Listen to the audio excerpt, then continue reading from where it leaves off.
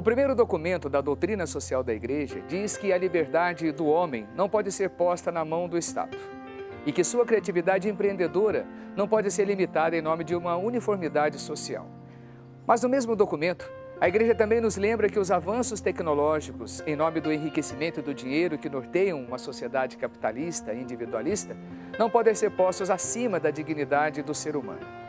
Se nem as ideias socialistas, nem os princípios liberalistas correspondem aos ensinamentos cristãos quanto à dignidade do ser humano, qual será a proposta da Igreja para que a sociedade atinja um equilíbrio nos seus princípios econômicos? É o que nós discutiremos hoje no nosso programa. Começa agora o Maranatá, sobre a doutrina social da Igreja. O que a doutrina da Igreja ensina é que, ao mesmo tempo, nós somos absolutamente, fundamentalmente individuais. Ninguém será igual ao Evandro, ninguém será igual ao Padre Silvio, então nós somos únicos. Mas, ao mesmo tempo, nós também somos fundamentalmente sociais. Nós dependemos do outro para convivermos.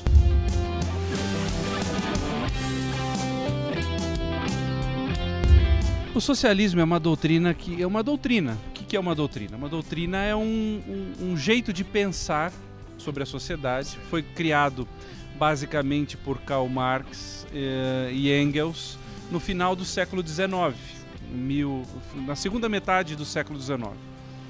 E parte de uma constatação de que havia uma situação de exploração por parte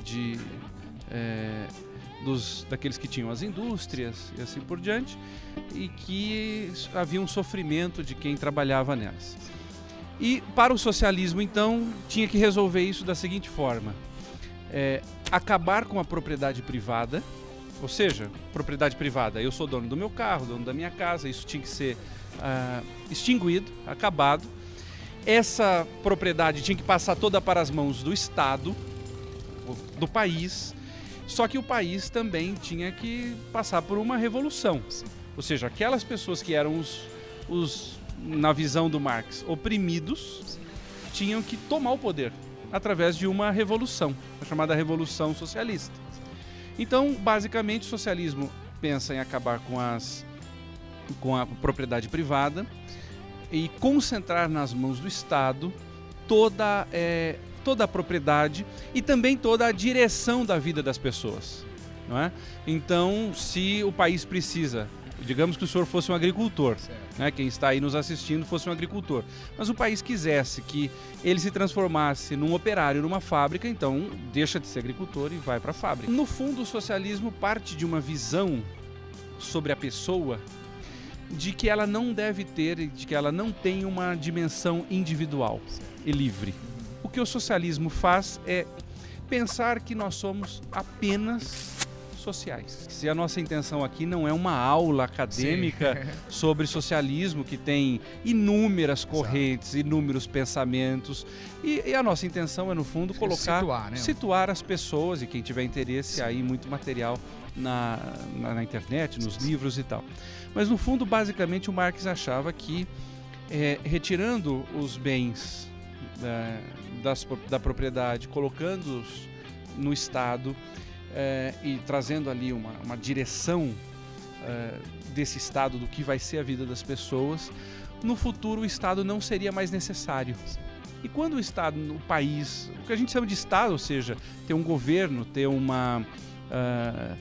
a direção de um país, isso não seria mais necessário. E aí esses bens voltariam todos e ficariam em comum, não teria mais o que é meu, o que é do senhor, o que é de quem está nos assistindo.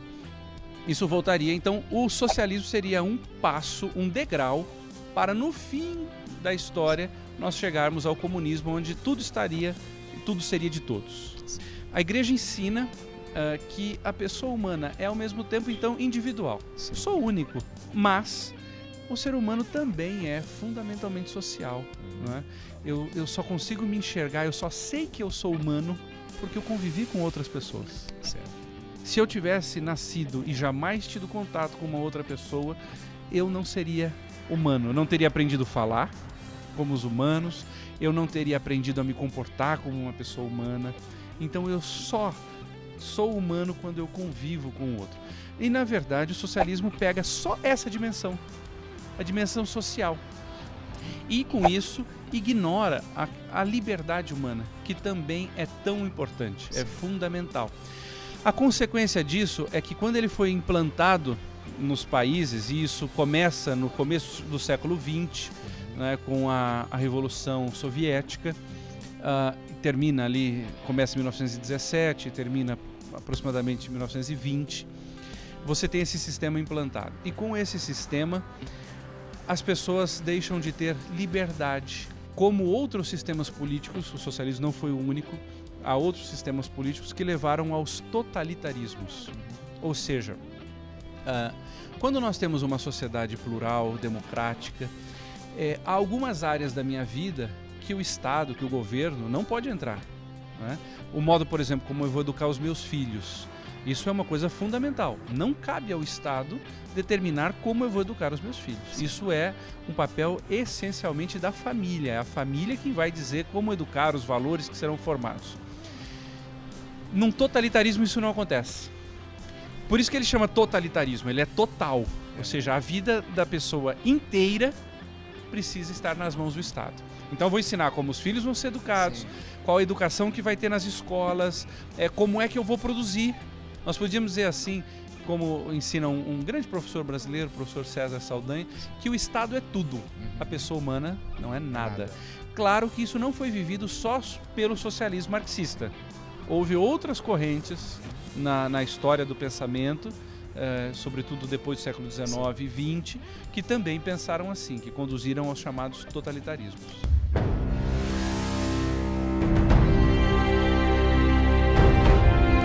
E o que o Papa trata então na Rerum Novarum? Nós temos uma situação concreta, nós tínhamos o começo da era industrial. Antes as pessoas produziam de uma maneira artesanal. Isso. E aí a gente tem a indústria, que é o quê? Poder produzir em série, que foi um grande ganho para a humanidade. Nós temos aqui microfones, nós temos uma série de coisas, porque só a indústria possibilitou isso. Mas essa nova realidade traz também em algumas circunstâncias, em várias empresas, isso se molda por um negócio chamado liberalismo individualista, de que a pessoa, que é o oposto do socialismo, a pessoa é só individual. Ela não tem que estar preocupada com o outro, ela não tem que estar preocupada com a sociedade, com os impactos que as ações delas vão ter na vida das outras pessoas. Não. Eu sou livre, individual, e tenho que pensar em mim e na minha individualidade. Então, quando isso começa no processo industrial, somado ao liberalismo individualista, nós temos uma situação de grande opressão naquele início da Revolução Industrial. Então o Papa Leão XIII, na Rerum Novarum, diz: isso está errado. Fazer com que as pessoas trabalhem 18 horas por dia, em condições que não são humanas, crianças trabalhando em situações que não são próprias para uma criança, as mulheres ganhando muito menos do que os homens. Quando o Papa olha essa situação, ele diz: isso não é bom, isso não é humano. Então, essa perspectiva liberal individualista de que eu tenho que produzir o máximo que eu puder e não tenho que me preocupar como é que as pessoas vão viver, o que isso vai causar na vida delas, isso não é correto, não está de acordo com a natureza humana e também não está de acordo com o que a igreja pensa. Bom, então esse é um lado da Rerum Novarum. E o outro lado é que o socialismo ainda não existia na prática em 1891. Ele era apenas uma ideia, ele estava em escritos.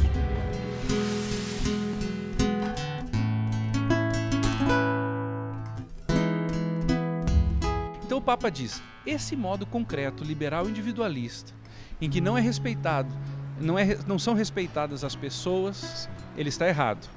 Só que essa ideia que está sendo trazida, que seria para corrigir esse mal, sim, também é ruim. Então nós não podemos ficar nem com esse liberalismo individualista, exato, e nem com essa proposta socialista, né? O Papa quer uma visão equilibrada. O socialismo, quando diz que a produção e ele mata a vida empreendedora, não sou eu que vou dizer o que eu quero fazer, sim, mas é o Estado que vai dizer: você vai fazer aquilo. Ele, no fundo, mata essa liberdade, a chamada liberdade empreendedora da pessoa humana. como mata essa liberdade empreendedora, você diminui o número de riqueza, o nível de riqueza de um país. E no fundo, diminuindo o número, a riqueza, sim, os funcionários também vivem pior, passam a ser mais pobres. Então, nós vimos em todos os países socialistas que a pobreza a que as pessoas foram submetidas era muito grande, né? A Alemanha Oriental, para ficarmos um exemplo, ela tinha um nível de vida, se comparada à Alemanha Ocidental, de extrema pobreza. Imaginemos, por exemplo, uma empresa que trate bem os seus funcionários. Hoje há muitas que fazem isso. Então hoje, por exemplo, o exemplo de horários racionais, em que a pessoa tem hora para chegar, hora para sair, que ela tem descanso durante os períodos de trabalho. Vem o funcionário como uma pessoa humana. Exato. Eu pergunto, uma empresa que agindo assim paga salários justos, tem lucros, tem algo de injusto nisso? De maneira alguma. Então, o que o Papa já via lá no século XIX, e aí nós vemos a genialidade e a graça do Espírito Santo agindo sobre Leão XIII, como isso está errado? Não. Esse empresário, esse empreendedor terá lucro, mas esse lucro convive com uma humanização dos seus colaboradores. Dignidade, né? Então o que o Papa diz é que não é criar um ódio naqueles que trabalham na empresa contra o patrão e assim por diante, mas criar no fundo uma relação de boa convivência, de cordialidade, uma ordem, podemos dizer assim, adequada de convivência, que é a coisa mais importante, mais cara ao ser humano. A Igreja sempre viu a economia como, primeiro, uma necessidade do ser humano. Sim. Só que, então a economia é a atividade humana que promove a produção, a circulação desses bens. Ou seja, alguém produziu a camisa que nós estamos usando, depois outra pessoa comprou essa camisa na fábrica e levou para uma loja, tinha uma loja que foi vender e assim por diante. Então essa é, vamos dizer assim, uma cadeia econômica. Sim. Então a economia serve sim para manter a vida humana, mas ela tem um objetivo ainda maior, que é construir uma maior relação, uma melhor relação entre as pessoas. O que nós chamamos hoje de economia civil, que é a seguinte: a economia, sim, nós podemos ter lucro, nós podemos ganhar dinheiro porque ele é importante, porque nós vamos comprar bens e isso vai ser bom para toda a sociedade, mas o objetivo último da economia não é simplesmente ganhar dinheiro, é construir uma relação melhor entre as pessoas. Esse pensamento nasce já na patrística, ou seja, os primeiros séculos da era cristã, ele já começa a acontecer. E a primeira escola que nós temos de economia, é interessante, é dos franciscanos. Olha. Ou seja, uma ordem mendicante, que mendigava, cria a primeira escola de pensamento econômico. Inicialmente poderia parecer uma coisa assim, uma contradição, né? Exato. Mas na verdade não. Justamente porque eles sabiam que havia bens mais importantes que os bens econômicos, que a roupa, que a comida e tantas outras coisas, eles conseguiram fazer um pensamento muito equilibrado sobre a economia, sobre os bens, sobre tudo. E depois, na Itália, também na Inglaterra, começam a surgir toda uma doutrina chamada economia civil, que tentava um pensamento de inspiração cristã, católico, que pensava em ter uma relação econômica em que sim pudesse ter lucro, mas que a preocupação última fosse melhorar a convivência com as pessoas. Um exemplo concreto que nós temos é a ideia do microcrédito. O maior expoente disso é inclusive um professor de Bangladesh chamado Muhammad Yunus, e que foi Prêmio Nobel da Paz. Morando num país muito pobre, ele percebeu toda aquela dificuldade.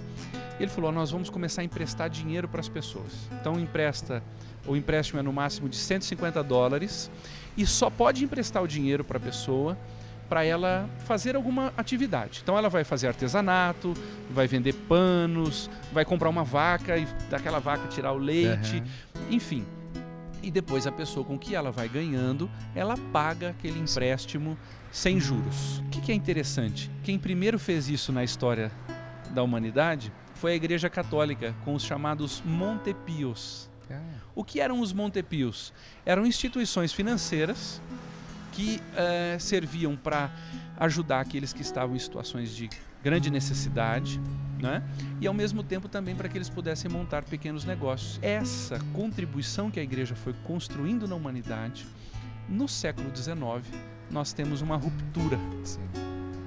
Primeiro com o liberalismo individualista e com o utilitarismo. É um nome, parece um nome até feio, né? Uhum. Mas o que é utilitarismo? Olha, o que importa para nós é produzir o máximo possível com o menor esforço possível. Se isso vai destruir a vida das pessoas, se elas vão ter que trabalhar 18 horas por dia, isso não tinha problema. Uhum. Então Então esse é o primeiro desvio daquele pensamento original. Sim. Um segundo desvio foi esse do socialismo. Então antes desses dois desvios, sim, havia um pensamento extremamente equilibrado, que entendia a liberdade humana, Sim. a capacidade de montar o negócio, de construir, de crescer, não é? Que é natural no ser humano, mas pensando sempre também numa melhor convivência. O que as pessoas de bem querem, e muitas vezes elas não sabem disso, não é o socialismo. Elas não querem o liberal individualismo. Sim. Ou seja, elas não querem que para alguém produzir alguma coisa, outras pessoas devam ser exploradas. E isso, de fato, a igreja nunca quis também. Exato. Mas o caminho para isso não é o fim da propriedade privada, que é um direito natural, lembra Leão XIII na Rerum Novarum, ou seja, um direito da própria natureza. Então, no fundo, o que as pessoas querem, muitas vezes até sem saber, é justamente essa proposta que a igreja sempre teve, para uma visão assim equilibrada, Sim. organizada, que não precisa ser liberal individualista, né? E também não precisa ser coletivista. Hoje vimos que a igreja tem propostas econômicas e de vivência social que favorecem o desenvolvimento humano de maneira justa e equilibrada. No próximo programa, veremos que quando falta a liberdade e a capacidade de empreender fica na mão de poucos, a nação inteira regride. Envolver-se em questões sociais é dever da igreja e dever de cada cristão. Isso é a doutrina social da igreja. Até o próximo programa.